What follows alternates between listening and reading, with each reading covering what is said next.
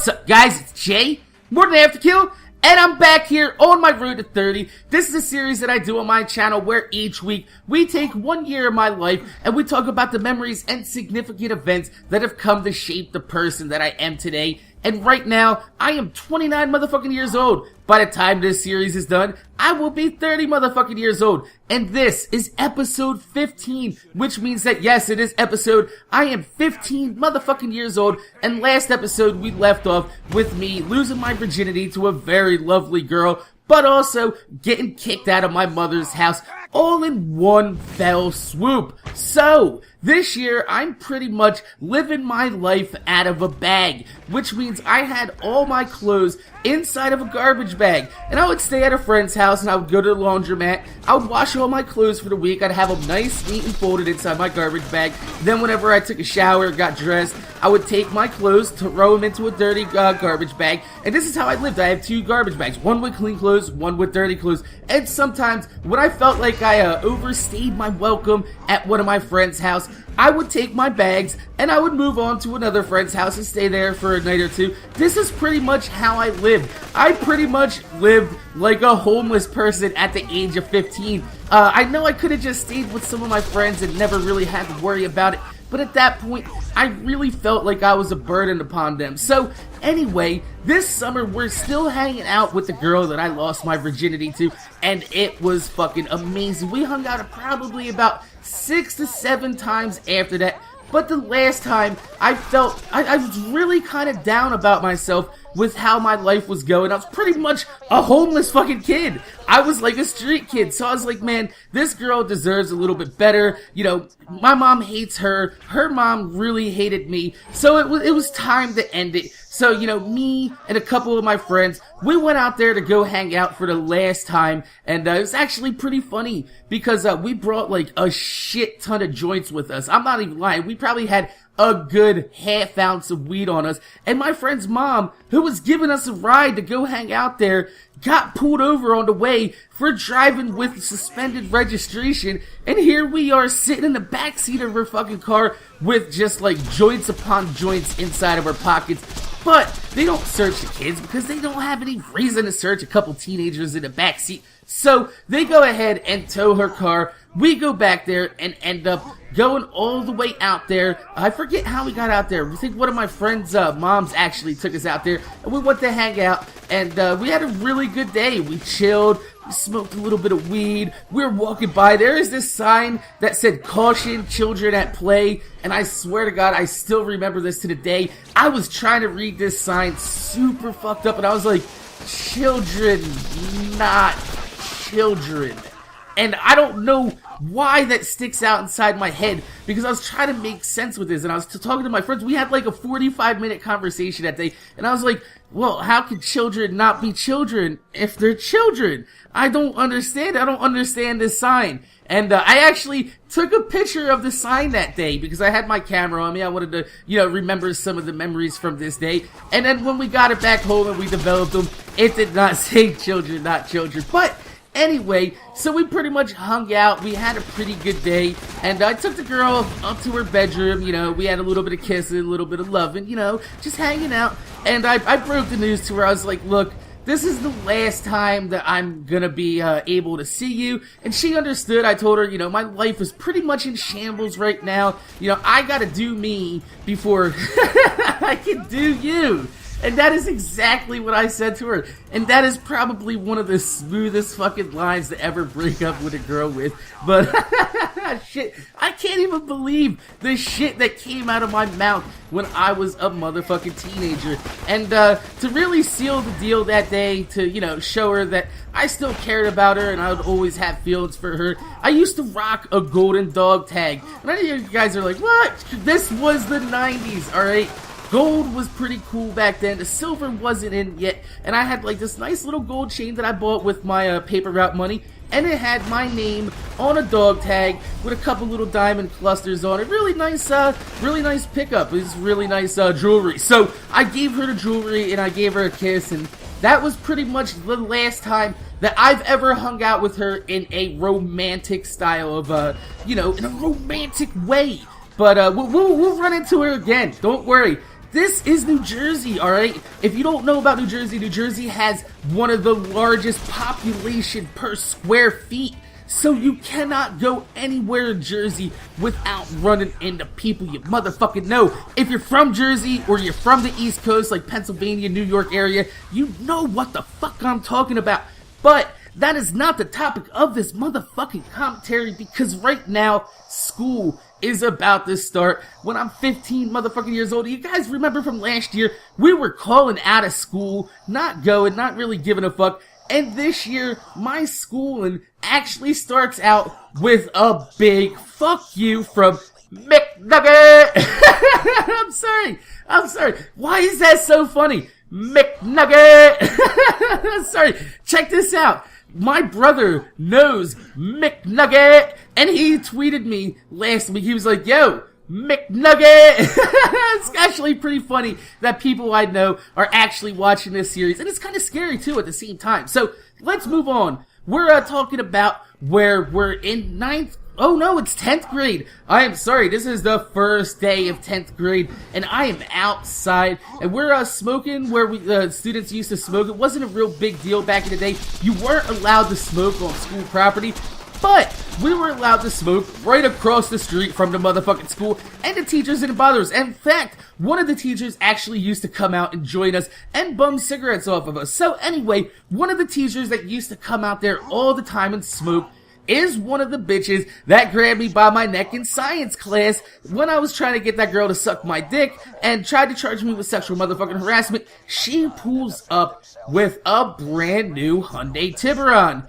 Now, back in like 1998, this was a really fresh, brand new looking car. Like, there wasn't a lot of other cars out there. Every car was pretty much still square. This is one of the first cars, along with like the Neon and the Cavalier, that really came out that were really round and kind of looked futuristic. So we were just chilling there, having a good time, and I'm like, oh shit, that's cool. So we go into school, and I'm in science class, and I'm actually in science class with my buddy Matt, who now lives around the corner from me. Really cool guy. I did say he was a burnout, but you know, he's not as burnout as I thought he was. He's actually a really cool guy. But anyway, we were sitting together, and we caused holy hell in this motherfucking class, and the teacher knew it was a bad motherfucker. It was a bad situation to sit me next to one of my friends in school, because this is the first time in like 3 or 4 years I'm actually in a class with somebody I know from outside of fucking school, and it was gonna be amazing. So she took this kid named Tasama,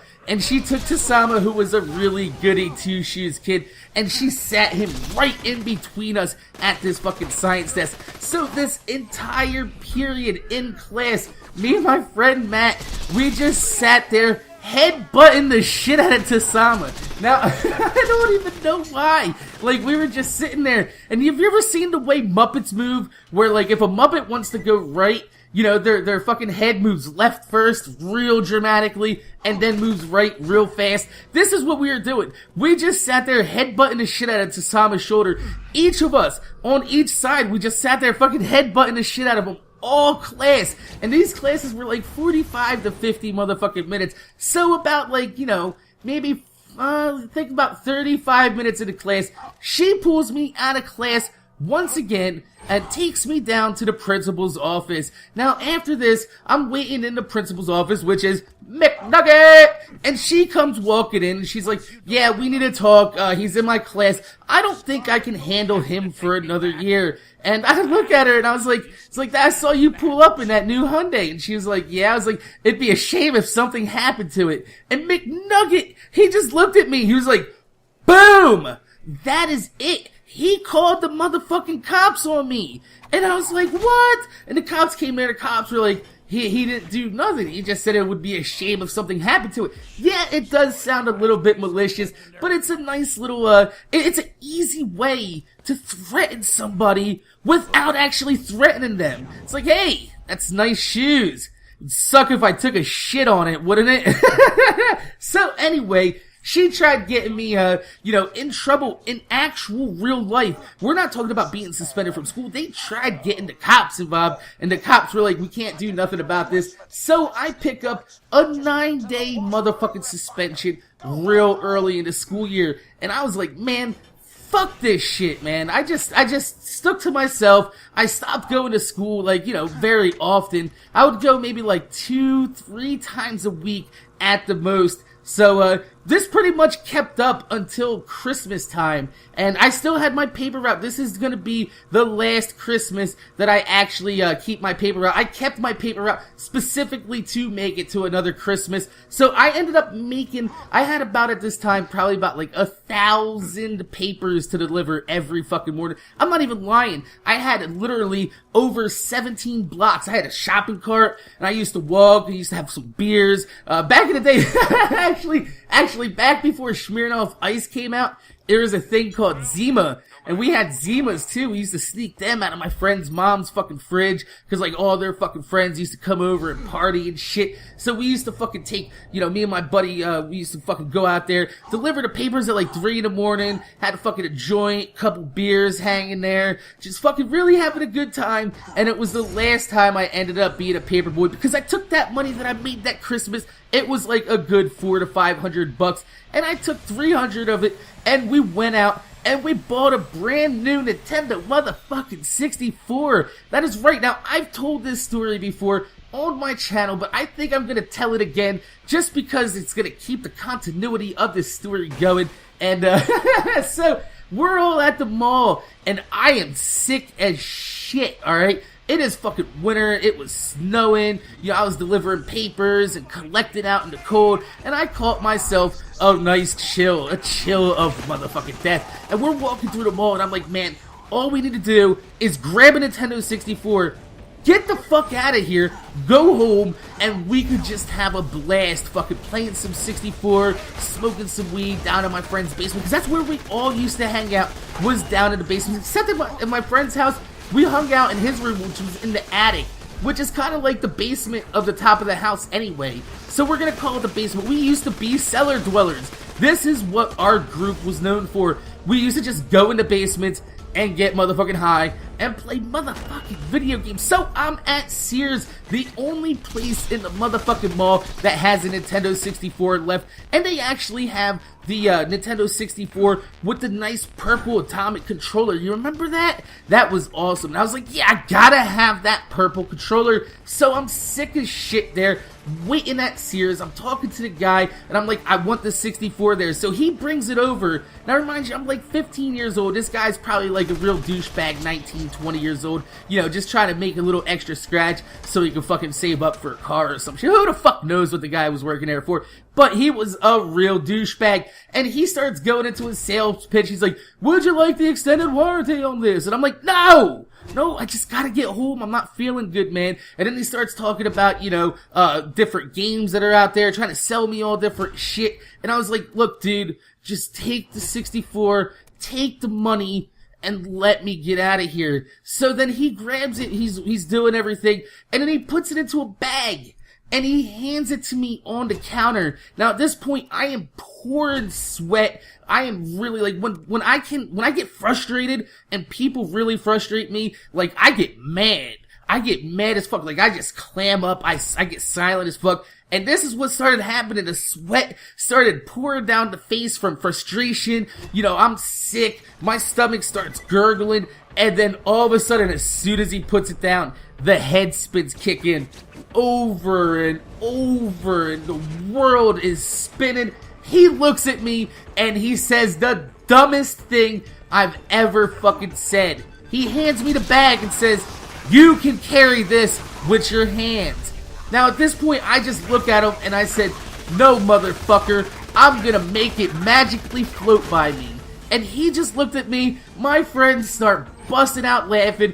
I grab the 64, turn around, and I just puke all over the carpet. It's just it was fucking disgusting.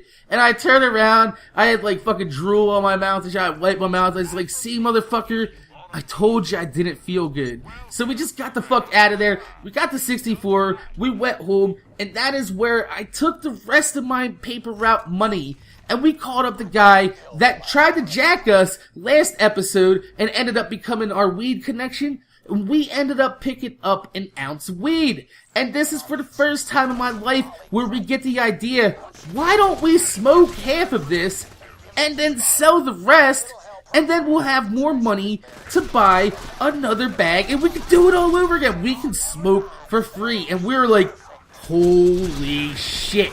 Not only are we going to be able to play N64, but we're going to be able to smoke free motherfucking weed while doing it. So this goes on for probably about the next few months. We are flipping the shit out of some weed. We are becoming the chronic connection in our area. And it is glorious. We are just, I'm just saying, we're fucking blazing all day long. There's even a time when we had no weed left, and we used to scour the carpet for little bits of bud where we used to break it up and everything, and we looked underneath the couch, and I shit you not, there was a 13-gram bud sitting underneath the motherfucking couch. Now, when you smoke weed and you ain't got no weed, and you're looking for weed in the carpet, and you're that desperate without any goddamn money, and you find almost a half ounce in one bud underneath the couch, now that's how you know when you have a lot of weed somewhere around the house.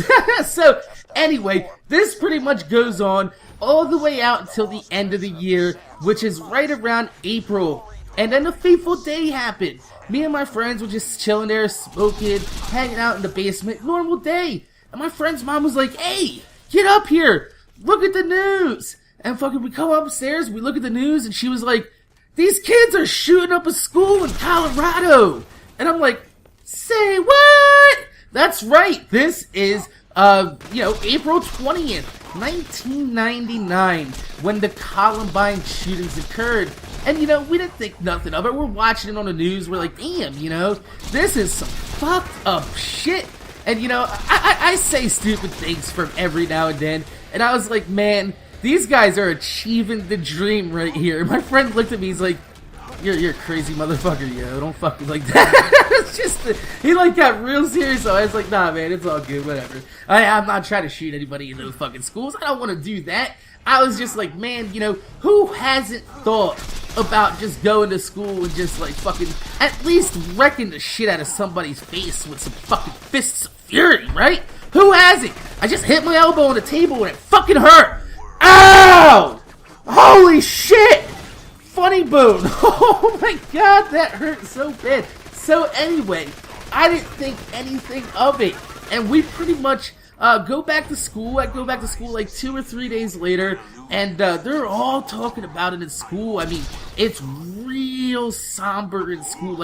This is how it was. Everybody was looking at everybody's like, who's fucking next? Who are you gonna be coming into school and shooting, motherfucker? Who's the next who's gonna shoot me? Anybody here shoots me, I'm gonna kick your ass. So anyway, we were in health class, and we had a student teacher who wasn't a very good student teacher, and he ends up actually losing his job for this. He starts a discussion in class about the Columbine shooting. Now, because it was health class, I guess he was trying to, purvey the whole mental health thing to see how kids were reacting to it and, make sure that we're alright and understand exactly, the gravity of the situation. You know what I mean? But, it pretty much ended up becoming a class discussion. And he was like, what do you guys think about it? And he came to me, and it was time for me to say something, and I was fucked up. I had this class 6th period, which was right after lunch, which means I just came back from fucking blazing outside. So he's like, what do you think of it? I just looked at him, I was like, I think it's bullshit. And he's like, bullshit? What do you mean? It actually happened. I was like, I don't think it's bullshit it didn't happen.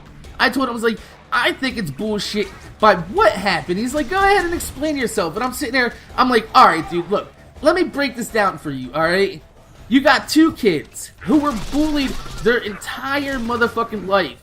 The schools didn't do anything to help them out. The schools knew it was happening. Schools and teachers, they don't turn a blind eye to that thing. They know what's going on. They just don't really give a fuck because it's not in their job description to counsel these motherfucking kids and make sure that their mental health is alright. And he's like, alright, so what do you think? And I was like, well, honestly, if I was those kids and you put me in that motherfucking situation, I would have came out there with more than 14 motherfucking people then. And he was like, what do you mean? And I was like, well, look, tell me this. They knew they were gonna go in there and blow their motherfucking brains out. And he's like, right. I was like, so don't you think maybe you want to get more than 14 people when you're spending thousands of rounds of ammunition from fully automatic fucking assault rifles? And he was like, that is some fucked up shit. He's like, man, he's like, so go on. He keeps like coercing me and egging me on. And I got to like, this is just me, you know, this is why my YouTube channel works out so well for me. Because I like to, once I have an audience, I will say some fucked up fucking shit. Just because I like to make people happy, I like to make people laugh, you know, I like holding an audience. So I had an audience in this class right here. I'm sitting there, every kid's turned around looking at me, the teacher's egging me on in this conversation, and I was like, let me tell you something, I live a block away from here, alright? If I wanted to come to school with pistols and fucking machine guns, I'm going out with at least 200-300 people, because I know there's like 600 motherfuckers in this school. And he's like, oh, well, how would you do it? And the most fucked up part about it is this is where, you know, off the top of my head, I was like, alright, check it. When we have a fire drill, or we have a bomb scare in the school, he's like, alright, and what happens in this school is, every kid goes to the fire, they go to the area that's designated for fire safety, which was the football field right across the school. So when we had a fire drill, all the kids used to come walking out the door, single file, one by one. And this is where I told the teacher, I was like, well, if I really wanted to kill all you motherfuckers, all I would do is pull the fire alarm and sit at the front door with a motherfucking machine gun, laughing as I mow more than 14 motherfuckers down in a single burst. And he was like, whoa. Like, I went really into it. I was like, man, not only that, but if I came in here with a gun, I'd just head straight to fucking McNuggets office. I was like, that's the first stop I would make. And, this is when, you know, class ends right there, pretty much. I had the audience for about 20 minutes in that motherfucking class, and I felt good about it, you know. I was having a good day. I was high as a motherfucker. I was going, down to the lunch period that was after that, because that's where one of my friends was, and I didn't like the, class that I had next, so I used to just go down to lunch and chill with them. So I was hanging out there, and while I'm sitting there talking to them while they're eating, because I've already ate, so I'm just chilling there with a fucking, we used to have, Snapple iced tea. Snapple iced tea was a 75 cents at the little fucking tasty cake table, right? So anyway, I'm sitting there with my Snapple, and they had like these caps that used to click, they go pop, pop, pop, pop. And I was sitting there doing my little Morse code thing, like I always do, talking to these motherfuckers. So anyway, I see out the corner of my eye, a cop enters the, cafeteria. And then on the left, I look over there at the other exit, because I was just about to get the fuck out of there. I see another cop, and I was like, oh no! I knew it! They came walking right towards me, eye contact and everything. They're like, hey, and they said my name, and I'm not gonna say my name for you. I'm not gonna say my real government motherfucking name. Come on. So, they're like, hey, you. And I was like, yeah. They're like, we need to see you over in the principal's office. So, they actually, they don't handcuff me right there, not yet, but they grab me, like, pretty violently. They grab me by the shoulder and start dragging me towards the, principal's office. Now, while I'm there, I see one of my buddies, Chris, and Chris sees me, and he's got the cop, he's like, dude, what happened? I was like, I'll explain later. So, they pulled me into the office, and they sit me down, and they're like, fucking this health teacher was there, McNugget was there, and 3 of these motherfuckers from this thing called the Child Study Team, which actually, check this out, I didn't know these motherfuckers exist. They had a whole file on me, and they were already watching what I was doing in school, because they felt that I needed, I guess some type of psychiatric evaluation. Which really, I was just a kid that hated school and got high all the time. It wasn't fucking crazy, I was fucking lazy! Alright? That's what it was! Not crazy, fucking lazy. So I'm sitting there, and the fucking teacher comes in, and he's got a piece of paper in his hand, and the fucking cops are like, this is his statement that he just wrote, and I read it. And he's like, is there anything that you know, on here? And he's like, we need you to take a statement. So I wrote my statement down because my mother is not there and I don't have any legal counsel at all with me.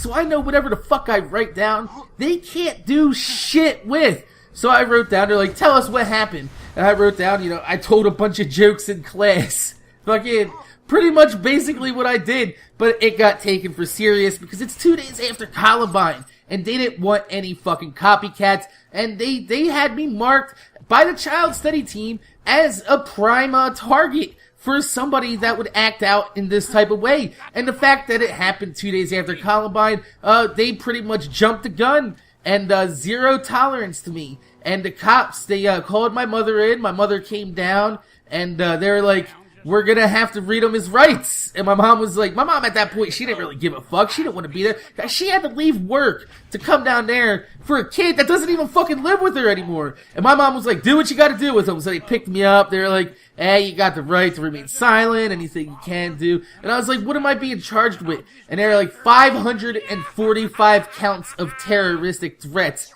And I was like, say what? They're like, we are charging you for every count of terroristic threats of one for every person that was in that motherfucking building. So they had to take like attendance and shit like that, and they charged me with that. And I was like, this is fucking bullshit, right? Plain out fucking bullshit. So they arrest me. Fucking my friend's mom, actually no, my mom actually took me home. My mom took me home, and then fucking I went across the street back to where my friend's was, and my friend was like, dude, what happened? I told him, and it was fucking crazy, dude. It was crazy. And the next morning was probably even the crazier thing I've ever fucking seen. Was it says on the front page of the paper that I used to deliver, which is kind of fucking ironic, and it says 15-year-old charged with Columbine copycat, and underneath it had my picture in the motherfucking paper, and I was like, I'm 15 years old, motherfucker, you can't put my name in the paper. Now, I don't know if it was the school that did it, or the police that did it, but my school picture was released to the newspaper, and they were using it in the fucking story, which they weren't allowed to do. So what happened was, I threatened with a lawsuit, and they dropped every single motherfucking charge against me. So at the same time, while it sucked to have my picture in the paper being associated with, trying to kill kids in school, that's not something I want people to think about me. I don't want people to be like, look at this guy wants to kill your children. No! I don't want to kill your children. I don't want to kill your motherfucking children.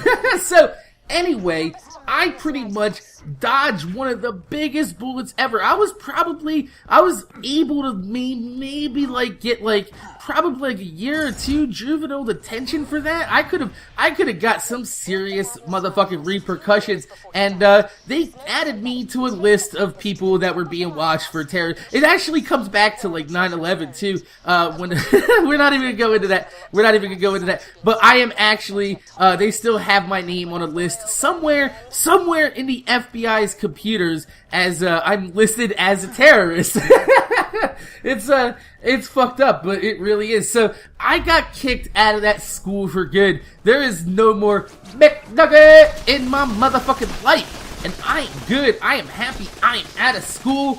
And then the school board goes and does something that I was like, no, why? Stop it. They put me back in school. Not the same school though. They put me in what's called an alternative school. Now, if you know what an alternative school is, it's basically it looks like a doctor's office. It's there's usually in office buildings or some places very fucking cheap. It's usually 4 or 5 classrooms for the baddest motherfucking kids you have ever seen in your motherfucking life. And they were like, look, we can offer you a custom curriculum here at the alternative school. And I was like, what do you mean? And he's like, look, you missed most of this school year. You're not going to get any credit, alright? And I was like, yeah. He's like, there's 2 things we could do. We could either start you back in 10th grade next year in September. You can take the rest of the year off. And I was like, it doesn't sound so bad. It doesn't sound so bad taking a, early school year. Or they're like, we can hand you a packet of paper from each of the teachers here, and it's going to have their whole curriculum for the year in it. And if you could finish this packet by the end of the school year, you don't have to go to any classes here. All you have to do is show up to school while you're here, work on this packet, and if you can finish it in the month and a half that are left in this school year, we will pass you and give you credit for this entire motherfucking year. And this is probably the biggest break I've caught in my entire motherfucking life at this point, because this is what I do well. Independent motherfucking study. They handed me a folder that, I'm not even lying to you, was 5.5 motherfucking inches thick. And I didn't have to do anything in this school but finish this packet. So I worked day and night just fucking blazing through this packet, because I'm actually a pretty smart guy. But I don't like to do fucking schoolwork, book work. I like learning hands-on in real life, getting life experience. This is how I work best. But, I can read very fast, I absorb very fast, I write fast, I can finish schoolwork very fast. So in the next 4 or 5 days that I was at this school, I finished this entire motherfucking packet of work. And the teachers were just completely, they're like, what? What is this? And they went through it, they're like, this shit's all correct. It's all right. You just passed your entire school year in 4 motherfucking days worth of work. And I was like, yeah. And they're like, well, we don't really have any curriculum for you here because you just finished it. So my job was basically to just kind of walk around, hang out. I was allowed to go outside and smoke a cigarette whenever the fuck I wanted. This is what an alternative school was like. You were allowed to do whatever the fuck you wanted. So I would go down to the rec room. I'll play a little, I'm pretty sure this one had foosball. And we used to just play that just a little bit, fucking just smash around on that, have a good time. And they also had a ping pong table there, but I didn't last at this school long enough to have ping pong, because on the 5th day of going to the school, check this out, I am late. And one of the things that I was, agreed to was that I wouldn't miss a day of school, or else that whole packet of work would become invalid. So I needed to get to this school faster than the motherfucker. And the thing was, if you didn't make it to school on time, they would lock the doors and you weren't allowed in. This is how the alternative school was, They had an area, like a little park in the back and shit like that, but you weren't allowed inside the school unless you got there on time. So I am later than a motherfucker, and this is probably about 2 blocks further than my old school was. And it was actually right around the corner from my old school. And I had 2 options. One, be late and not be able to go to school that day and have that entire packet, that entire year's worth of work to be fucking pretty much negated. That whole packet for nothing. Or I can cut through the football field of my old school and shave off 15 minutes of walking and make it there 5 minutes motherfucking early. Now, I am not allowed on the property of this school, which is why it would have took me an extra 15 minutes, because I would have had to walk all the way down and around an extra few blocks, because I'm not allowed to set foot on this motherfucking property, or I'm gonna be arrested on site, because that school now has security guards that are actually police officers because of me. So I'm like, fuck this, man. I gotta get to school. So I start cutting across the football field. I'm sitting there smoking. I had a Newport on me and fucking smoking that shit. I had my backpack on me. Now guess what? You wanna know my fucking luck? You think my luck in Borderlands and the drop rates are bad? This is my motherfucking luck. Walking across the football field on the morning that somebody called in a bomb threat at the school on the property I'm not allowed to be on, because I just got kicked out 2 weeks earlier for threatening to kill people in this school. Jesus fucking Christ. Are you serious? This is my fucking luck. So I make it to about the 35-45 yard line, walking across this fucking football field with my backpack on, and I shit you not, from every fucking corner, these fucking cop cars start driving onto the football field everywhere. Boo, boo, boo, boo. You know the fucking sounds cop cars make, and if you don't, you're lucky. You're fucking lucky. But yeah, so the cops fucking pull me over in the middle of the football field, and they're like, what's your name? And I tell them my name, and they're like, oh shit, they start radioing and shit like that, because they know that I just got in trouble because I was on the fucking paper. So these cops are like, man, we just got a bomb threat in this school, and this kid's walking across, and he just got, in trouble for terroristic threats at this school. This might be the real deal. They bust open my backpack. There's nothing in it but books and shit like that. They find my fucking cigarettes and they broke every single motherfucking one of my cigarettes. And that is a day that I really needed some motherfucking cigarettes. So the cops pretty much hassle me for 15 minutes, which makes me late. And I'm sitting there, I'm like, Jesus Christ. So they grab me, put me in handcuffs, toss me in the back of the police car, and they're like, alright, let's see if you're really going to school. And they took me to the alternative school. Now, I guess, since the alternative school locks the doors, the only way that they're gonna let you in is if you show up in the back of a cop car in handcuffs, because when they're like, hey, is this kid here? Does he go to school here? And the fucking, the director of this, alternative school was like, yeah, he does. The cops explained, we've had him hung up for the last 15 minutes in the middle of the school. And they're like, no fucking trouble. So, they actually let me in school that day. And I was having a really bad day. So, about 2-3 hours later, we're hanging out, and they're having gym class at this alternative school, which is basically them. They set up a fucking, what looked like a badminton net. I'm pretty sure it was a badminton net. It didn't look like a volleyball net, but they would play volleyball on this little ass motherfucking net. And they're like, hey, come on, join us. And I was like, nah, man, look, I finished my packet. I don't need any more credit for school for this year, so I'm just gonna sit here and watch you guys.